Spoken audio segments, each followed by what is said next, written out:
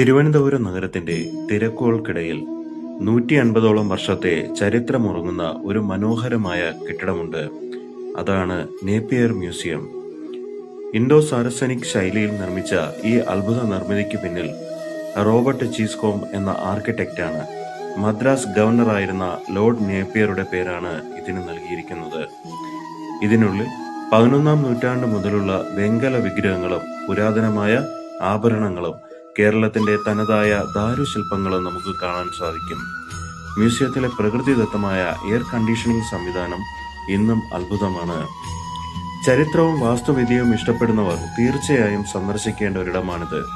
Napier മ്യൂസിയത്തിന് തൊട്ടടുത്ത് തന്നെ മൃഗശാലയും art ഗാലറിയും സ്ഥിതി ചെയ്യുന്നു. ഈ വീഡിയോ ഇഷ്ടപ്പെട്ടെങ്കിൽ ലൈക്ക് ചെയ്യാനും കൂടുതൽ യാത്രകൾക്കായി ചാനൽ സബ്സ്ക്രൈബ് ചെയ്യാനും മറക്കരുത്.